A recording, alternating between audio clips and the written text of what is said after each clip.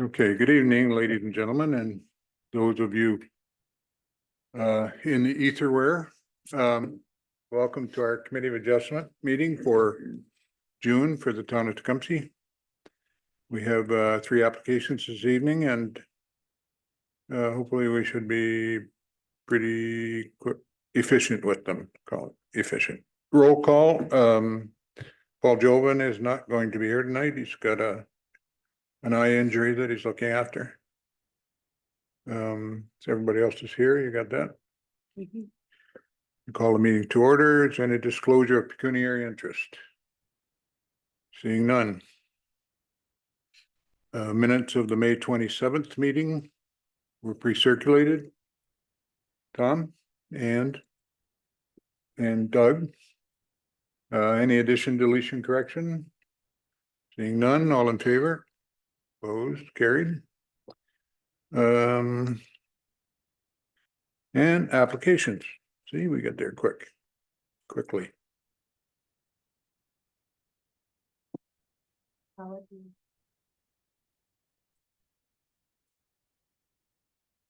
Application for minor variance A1524, Andrea Muddle, 223 Southwind Crescent.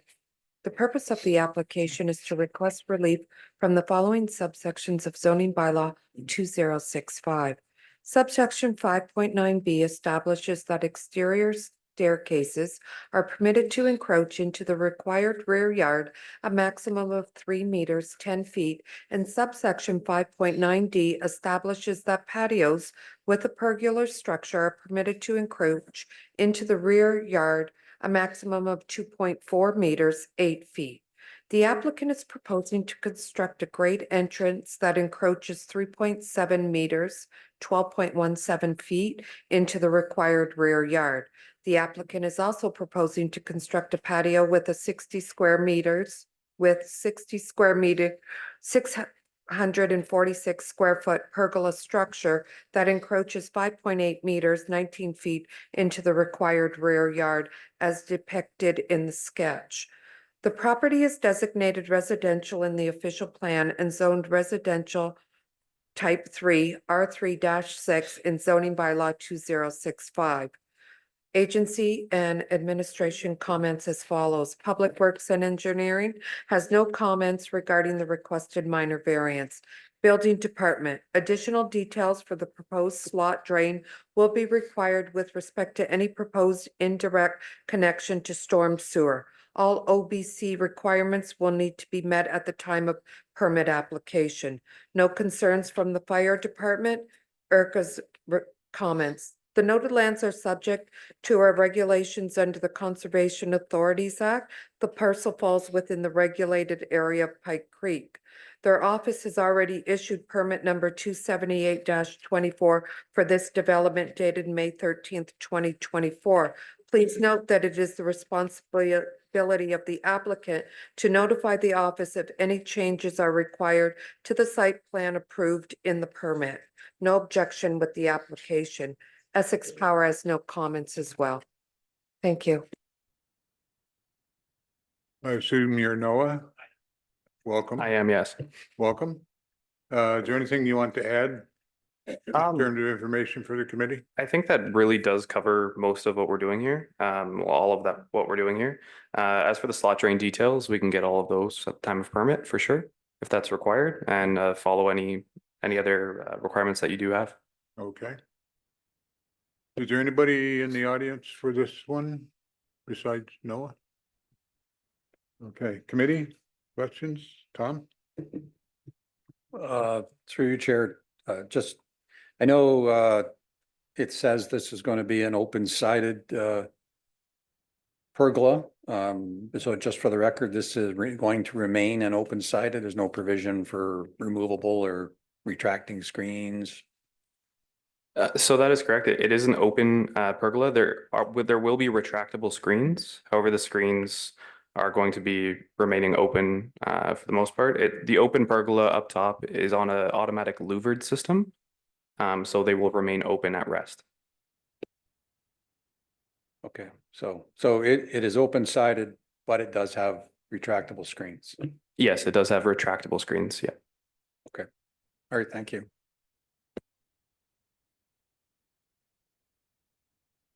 Through you, Mr. Chair, I guess my question for administration is, does that meet your recommended condition of the open, unenclosed and unroofed? Thank you for asking that question, through Mr. Chair. It wasn't my understanding that this was going to be closed, but it's not the same. There's not the same standard applied to this as it would be the views that are protected along Lake St. Clair, where there's a policy in place to do that. We just thought through the imposition of that condition that they would be doing exactly what was shown on the sketch. But I personally wasn't aware, unless I missed it, that there were going to be retractable screens on the pergola. Like I said, in this case, it's not as critical as it is along the lake.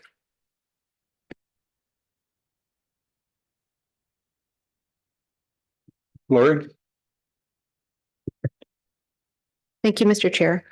So just some statements and then I'll move into some questioning. So the first statement is that I see the dimensions on the site plan indicate that with the proposed concrete pad and pergola, there would remain about a 4-foot difference between the rear lot line and the proposed pergola and patio. I also note that we have not received any objection from the fire department in terms of that setback. I did look for that specifically. The question I have is related to some of the adjacent properties in the neighborhood. So I do note that they're all quite similar properties, townhomes in the area. The the rear yards seem quite small.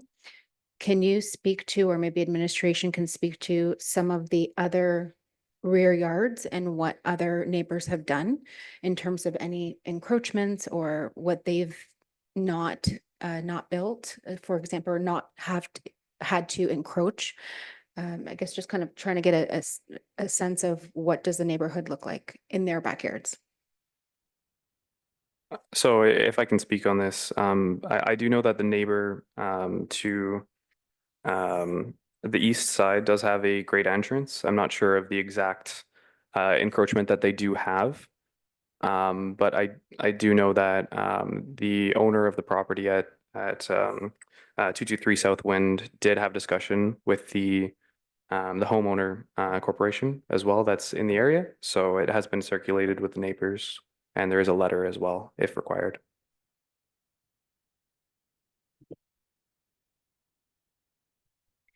Just for clarification, a letter from the property owners, has that been submitted to Ms. Ferris? So I received a Southwind Homeowners Association just letter, just kind of putting forth the agreeing with the actual projected plan in the back. It was just received the other day, so I can provide that if you would like it.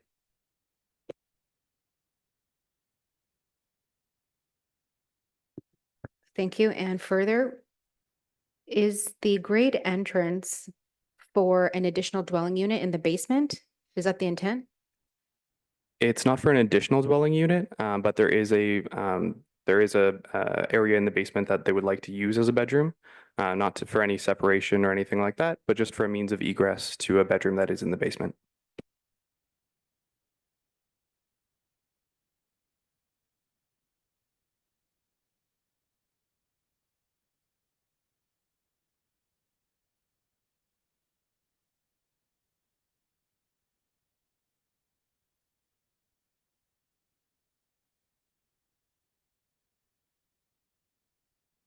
On the east side of the house,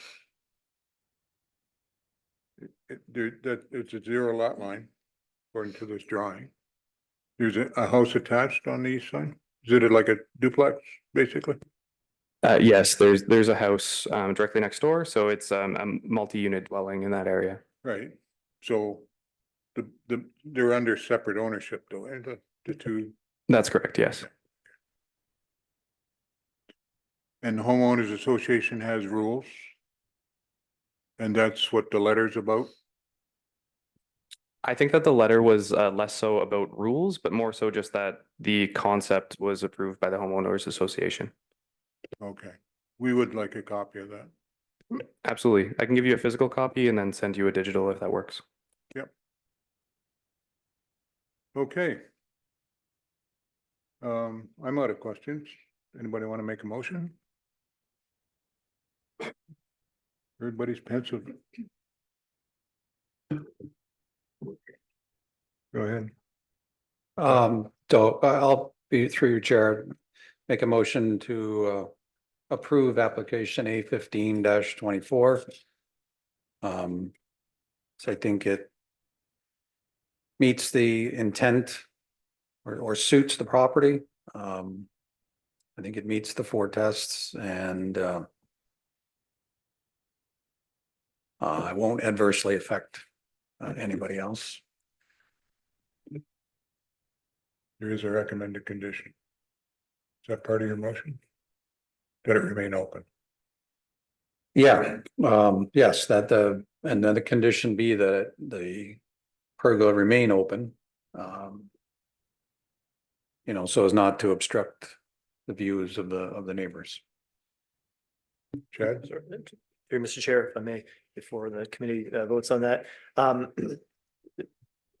We could revise that, or the committee could revise that if it thought it was appropriate, by saying that it remain open-sided and unroofed. By unroofed, I mean the pergola structure does not count as a roof according to the building code. So remains open-sided and roofed with the exception of the use of retractable curtains. Was that the, yeah, which with the exception of retractable curtains. And we would be in support of that.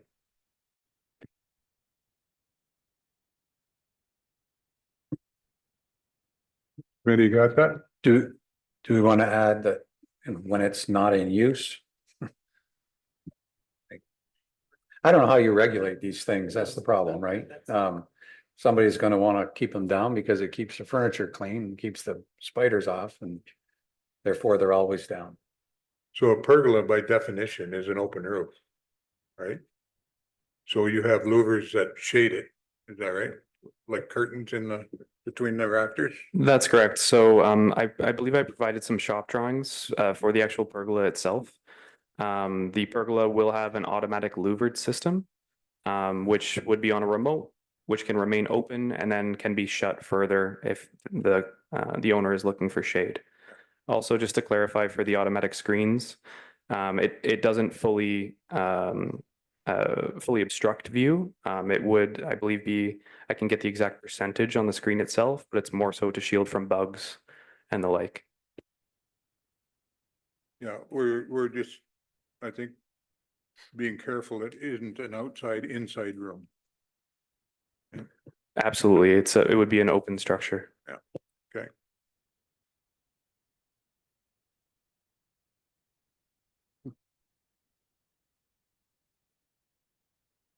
Have you constricted a motion? Tom? I'm good with the motion. Okay, she's got the motion down as Chad suggested. Seconder, Doug? Any question on the motion? All in favor? Opposed? Carried. Thank you very much for your time. You're welcome.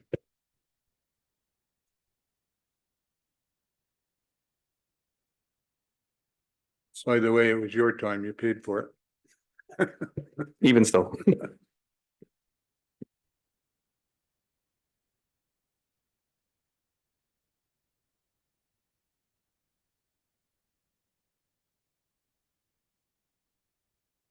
Next we have 12071 St. Thomas Street.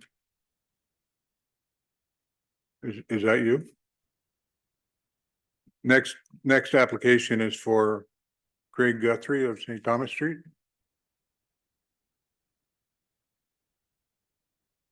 Is that you? Welcome. Come on up. Yeah. Go ahead.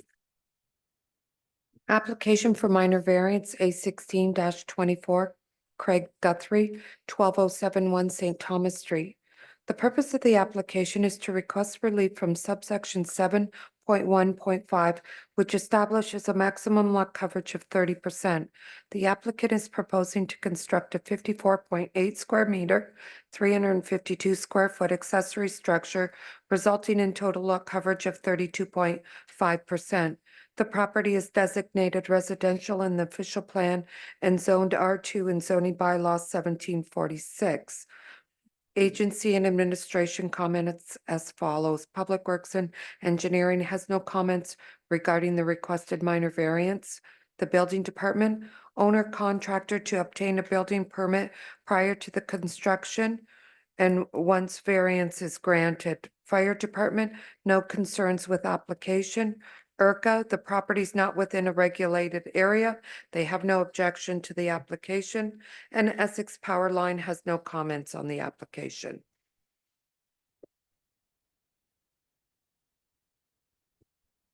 Okay, so first I want to just simple express my opinion, and I object this building because the first one is too close to my deck, and I feel like I have no privacy.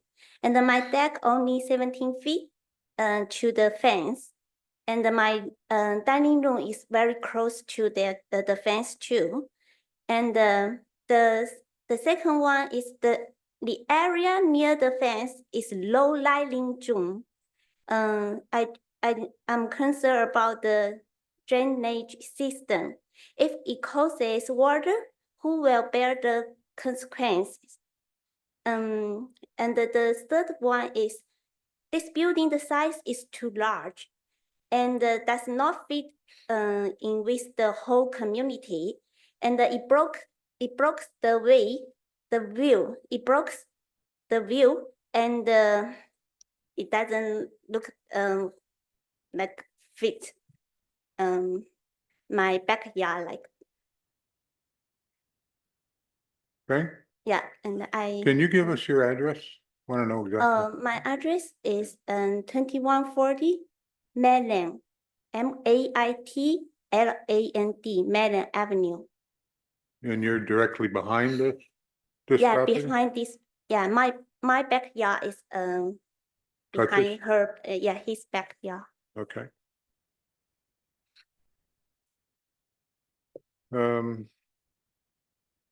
Okay. Nobody else is here for this. Questions? Doug? The first one is. Through you, Mr. Chair. First one is, what is going to be the use for this building?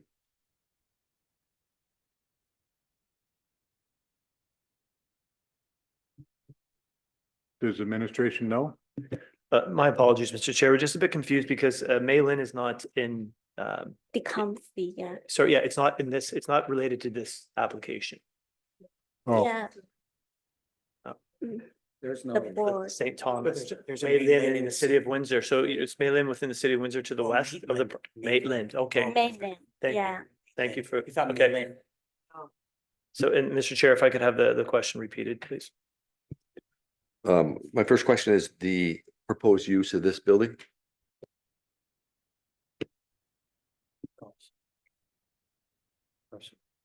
Certain, through Mr. Chair, it's proposed to be used for a golf simulator, personal use, so accessory to the house. I'm sorry, for a what? Oh, Golf okay. simulator. Okay. Go ahead, Doug. Through you again, Mr. Chair.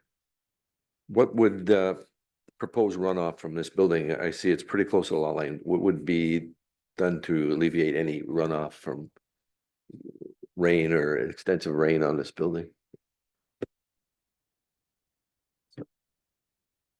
So, Mr. Chair, just like any other the building throughout the town, the building department will review it to ensure that it's not creating any runoff issues. Any runoff that falls on this building would have to remain on site until it can be conveyed to the municipal storm system.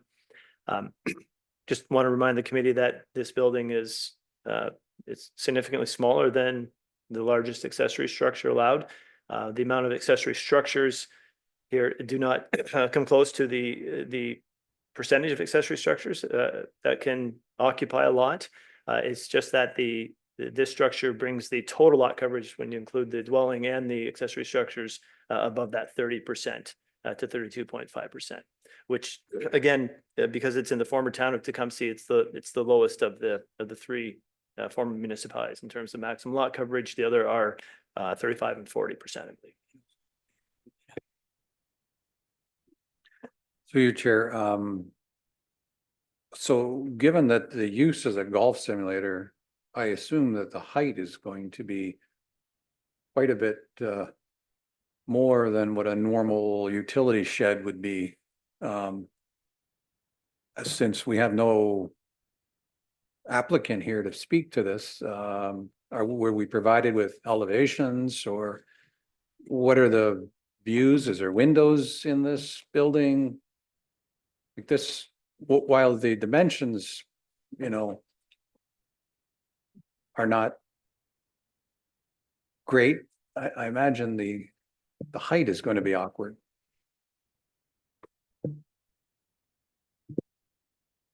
Maybe to help. What's the maximum height of an accessory building in this area?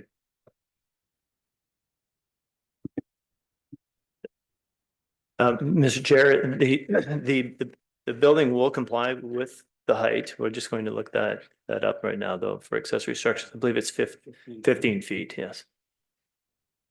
Maximum height is 15 feet, yes.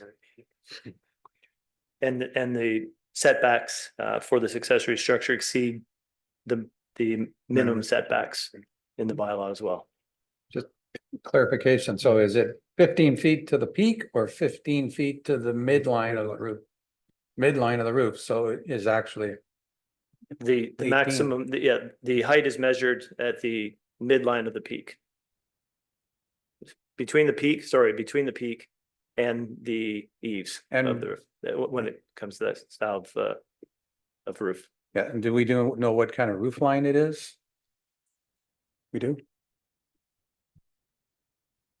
The application has been attached. Ms. Ferris did circulate, as per typical process, circulates the applications in advance. And so the application indicates that the proposal is, or the proposed accessory structure will be 12 feet to the peak of the roof. However, if height is determined by the midline, then it would be less than 12 feet high, thereby meeting the zoning regulation.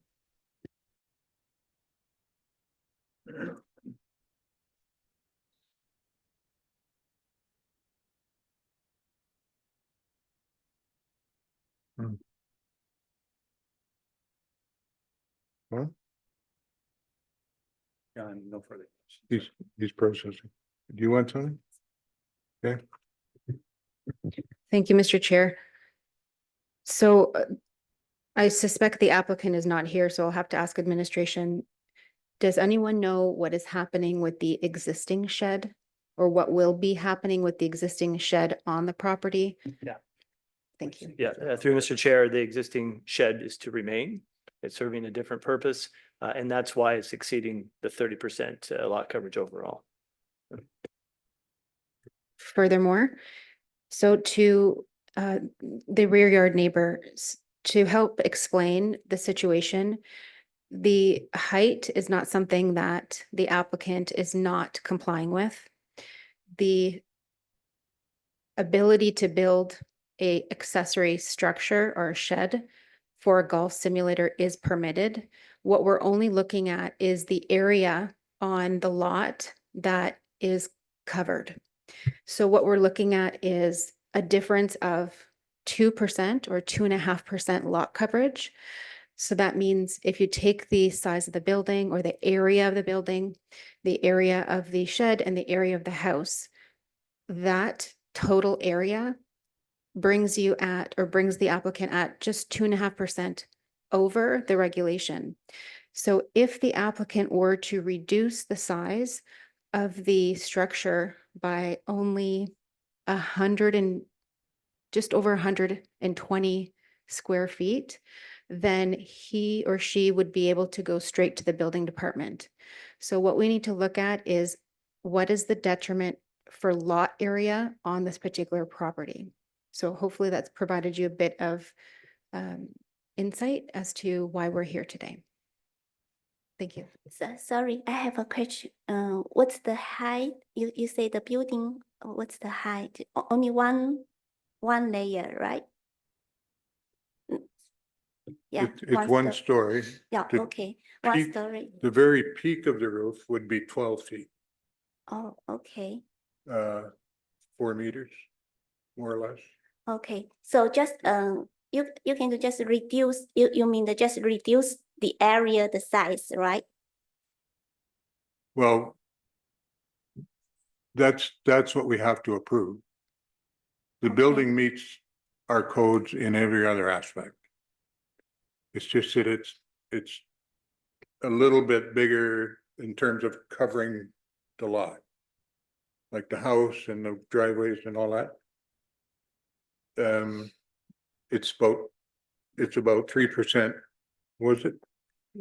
2.5% too big for the lot, Yeah, with counting all the other structures that are there. okay. So that's the only approval that we need to give. Otherwise, he could go ahead. All right, Okay, but the important thing is just about the water, you know, I say that zone is the low lying zone, you know, so how about the we have this, drainage? yeah, we have this problem in almost every lot construction in the town. And we always ask, and we can make it a condition of this, that he satisfies the building department, that he has proper drainage so that doesn't happen. The water doesn't lay there. Mind you, he only has to worry about his water, not your water, Yeah, I know. okay? Yes, All right. yeah, because I just worry about from the building to my. He'll have to get it taken away if we make it a condition, and the committee can decide whether or not we do that. It's almost an unwritten rule, but we can write it if that will make you comfortable.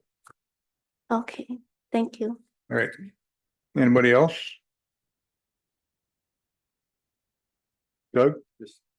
Through you, Chair, I was just wondering, is this unusual that an applicant would not be present for presentation?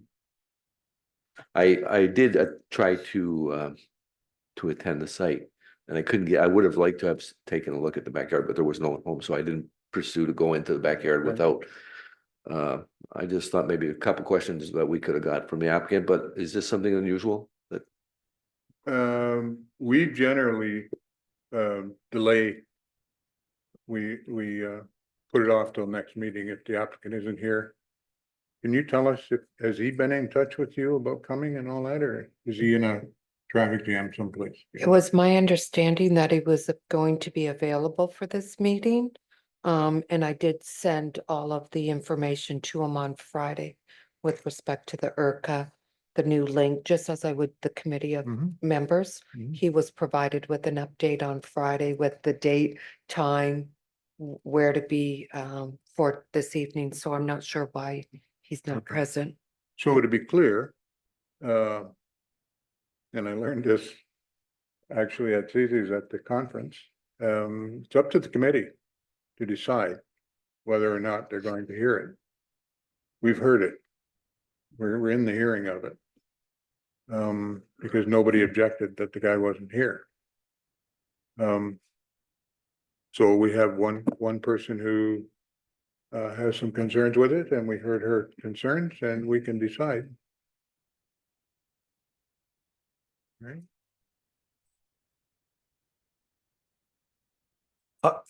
Through the chair, I would make a motion to defer the application, A1624.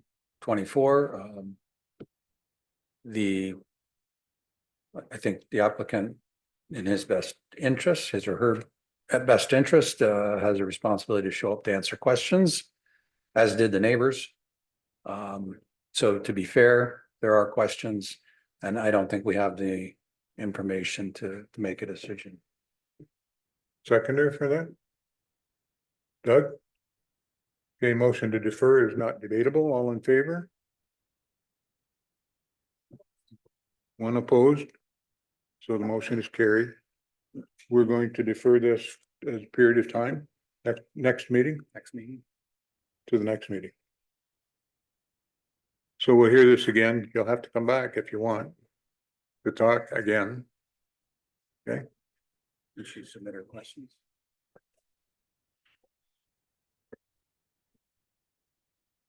well, yeah, I mean, we have a record of what she submitted to this point. But we have to operate at the deferral as if it was a whole new hearing. Everything that was said here has to be repeated. Lori? Thank you, Mr. Chair. Just a question to administration. Will the notice need to be recirculated to residents to inform them of the new date and the new hearing? Mr. Chair, through you, I think that it's good practice to do that. I think we'll just go ahead and issue new notice because it's not going to be distributed to too many landowners in the area. And just to be sure that we've covered all bases. Okay.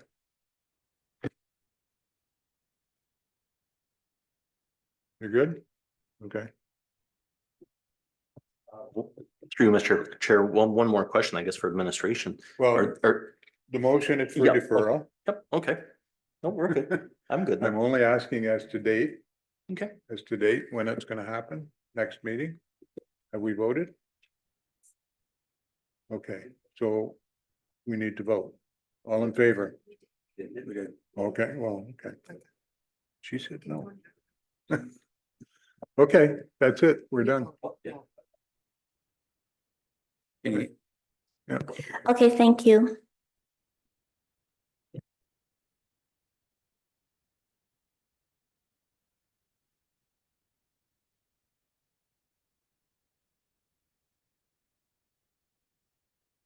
You know the date next month? July 22nd. July 22. Okay, Excuse me, so what time? July 27 and what time? The same time like today? 5 p.m. Okay, thank you. 5 p.m. Sure, thank you. okay.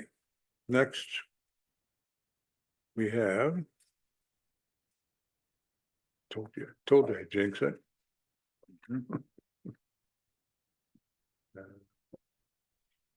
Whenever you're ready. Landon.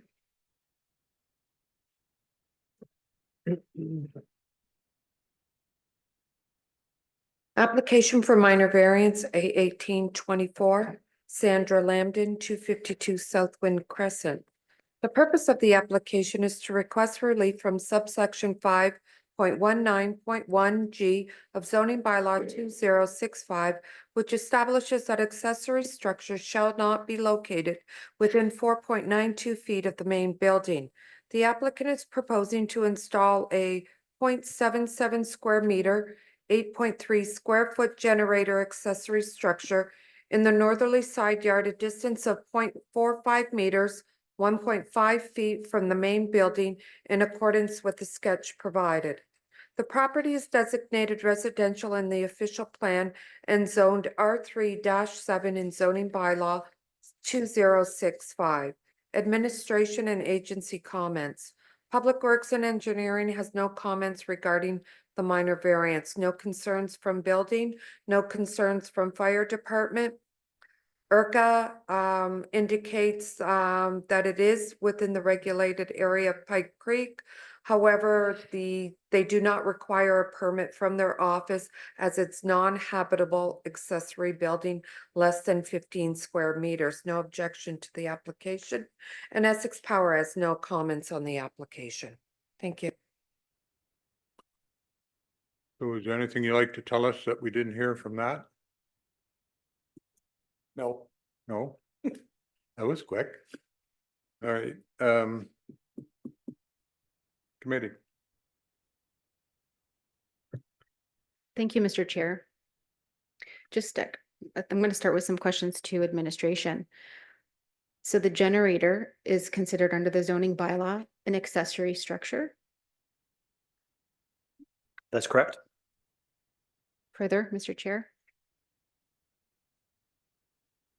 If generators, so according to the report, the staff report, generators are becoming more common, would administration consider, I guess maybe the question is, why would they be subject to the same zoning bylaw requirements as accessory structures? And would administration consider revising the definition so that they would be excluded from those provisions, being that it's a generator and not a structure?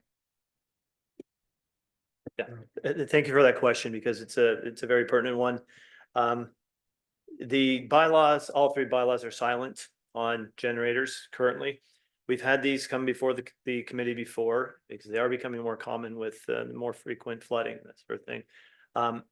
So we are definitely intending to update in our new zoning bylaw that is scheduled to be done at the end of this year, update it with provisions related to generators. And they will probably have their own provision within the general provision section of the bylaw outside of the accessory zone provisions. But in one way or another, they will be addressed.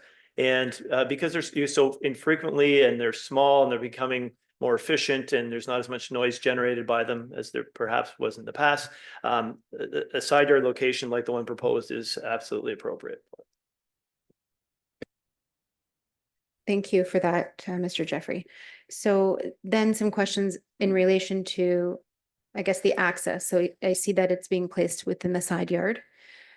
Maybe the question is there, I guess, a setback, and maybe I missed that in the application, from the generator to the fence? What is that dimension? Is it enough for fire or emergency access around that generator? And if you can speak to kind of that aspect, and have one more question after that.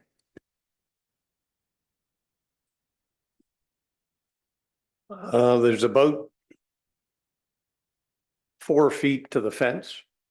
7 feet. 7 feet? To the fence, we're gonna leave 41 inches open. We're leaving 41 inches open. There's actually 7 feet between the house and the fence. Exactly where the generator is, there'll be 41 inches to the fence.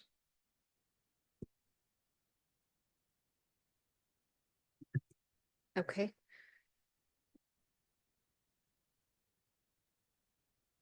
More? Yes, furthermore, so just to confirm, I see on the site plan 3 feet 7 inches from the north side lot line. And then 1.5 feet from the dwelling. Can administration speak to us? I guess, what is the, in terms of feet? I'm not quick to convert 41 inches into feet. 3.5 feet. It's the best place to put it. Through Mr. Chair, it's excuse me, that's actually 43 inches. So the application is indicated 3 foot 7 inches, which is 43 inches. Yeah. Okay, so the minor variance that we're looking at for today is a minor variance for the accessory structure being close to the main building, a certain number of feet to the main building. That proposed setback is at 1.5 feet. And then furthermore, the difference between the distance between the structure and the fence is 3.5 feet.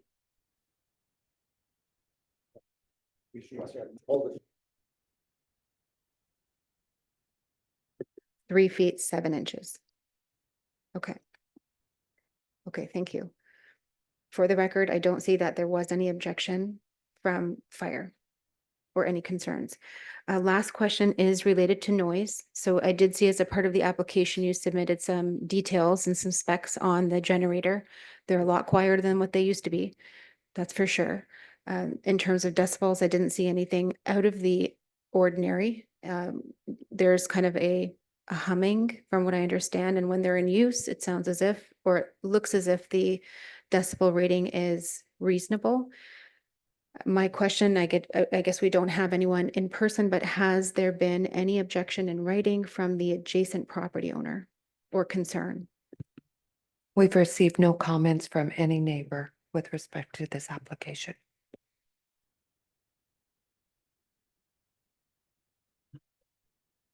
Okay, anybody else? Tony? Through you, Mr. Chair, my question for the applicant, why can this generator not be located in the rear yard?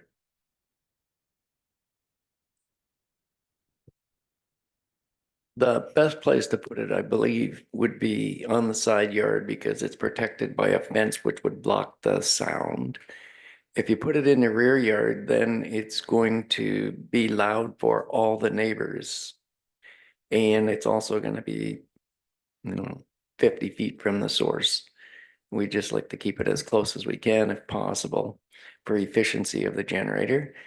And so we don't have to increase the gas pressure to drive it that far. That would be the reasons that we'd want it on the side yard. Anybody else? I have one question. This is a generator for emergency power, right? It's not something that's gonna run 24 hours a day unless Essex Power fails you. Is not gonna be running 24 hours a day, 7 days a week to charge batteries or something, no? It's emergency power only. Emergency power. Okay. And I can see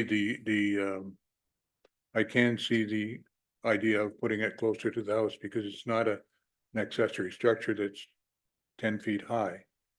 It's an accessory structure that's not higher than this table. So you have room to work around it. And that's the reason we want them farther away, accessory structures. Like if you were building a shed, we'd want it farther away from the house so you can get in there and work on the siding and stuff, but it's only this high, so you can work over it. It's not a problem. And that was a comment from administration in their comments. So I'm not asking a question. I'm just saying it's a good place. I didn't think there was a question. Yeah. Through you, Mr. Chair, when I visited the site, I noticed the windows next to the generator were solid block. They didn't open, so carbon monoxide, I was aware that that would be an added thing they wouldn't have to worry about. And the neighbors' windows were far enough down too. I did have a concern. I was actually going to go to the fire department, ask them to take a look at it, but I didn't see a reason to concern. I do have a personal experience with this because a neighbor put one of these in on my side of his house, and it starts up once a week just to make sure it's still working, reports back to whoever's running it that it's working and so on. So they come out and fix it if it doesn't start up. You get all that kind of warranty with it. So, but it's, I mean, the one that's next to my house is an older one that was recovered from another house, and the guy didn't want it. Put it there, and my garage is on that side, so it's that much farther away from the house, but it just sounds like a lawnmower or for the 20 minutes when it's testing, so. They're pretty, this one would be noiseless likely because it's, because it's a new technology, I imagine. Okay.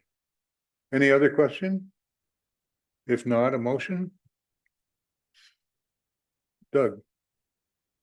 Through you, Mr. Chair, I would feel that we should bring the application to request relief from subsection 519.1G zoning bylaw to allow the request generator.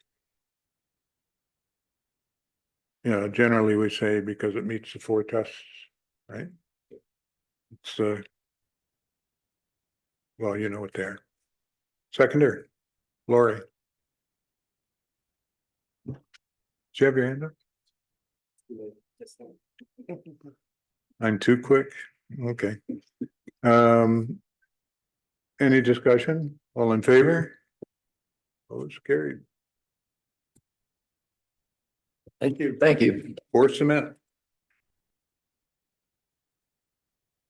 Okay. Any deferrals? No, that's next week, next month. Planning report was in there, unfinished business. Is there any unfinished business? No. Any new business? What are you doing? So we've reached the end of the agenda. Motion to adjourn. We're gonna pick Chris? Everybody, Chris, seconded by Tony. Okay. Tony usually makes. Thank you very much. Thank you.